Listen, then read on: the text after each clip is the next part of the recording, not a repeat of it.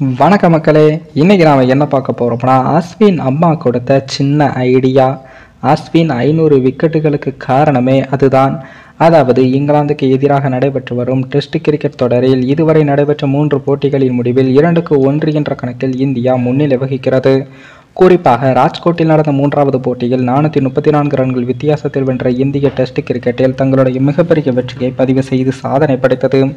மேலும் அந்த போட்டியில் நட்சத்திர வீரர் ரவிச்சந்திரன் அஸ்வின் டெஸ்ட் கிரிக்கெட்டில் 500 விக்கெட்டுகள் எடுத்து 2வது இந்தியராக சாதனை படைத்தார்.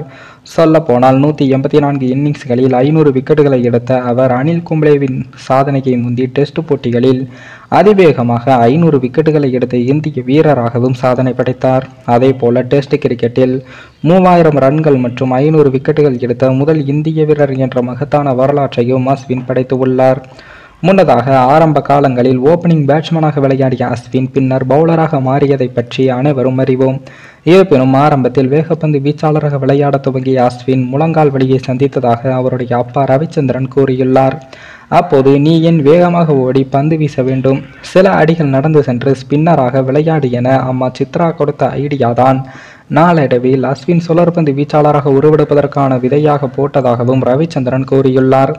இது பற்றி இந்தியன் எக்ஸ்பிரஸ் இணையதளத்தில் அவர் பேசியுள்ளது என்னவென்று பார்த்தால், தன்னுடைய பவுலிங்கை ஆஃப் ஸ்பின்னராக மாற்றியதை அஸ்வினின் கெரியரில் மிகப்பெரிய திருப்புமுனையாக அமைந்தது என்றும், அந்த முடிவுக்கு என்னுடைய மனைவி சித்ராவுக்கு நான் நன்றி சொல்ல வேண்டும் என்றும், அந்த காலகட்டங்களில் லேசான மூச்சு திணறலால் தடுமாறிய அஸ்வினுக்கு முழங்காலில் பிரச்சனை இருந்தது. எனவே மித வேகப்பந்து வீச்சாளராக செயல்பட முயற்சித்து அவருக்கு நிரூபிக்க வேண்டிய சவாலாகவும் இருந்தது. அப்போது சித்ரா தான் ஏன் நீ அதிகமாக ஓடுகிறார், சில அடிகள் வைத்து சுழல் பந்து வீசு என்று சொன்னார்.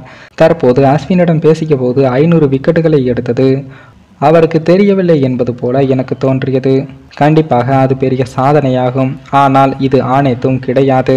ஆம், அதுவும் ஒரு சாதனை என்று கூறினார். அந்த வகையில் தம்முடைய கெரியரை மாற்றிய அம்மாவுக்கு சமீபத்தில் உடல்நிலை சரியில்லாத காரணத்தால் ராஜ்கோட் போட்டியில் பாதியிலேயே வெளியேறிய அஸ்வின் அவர்கள் மீண்டும் விளையாடியதும் குறிப்பிடத்தக்கது.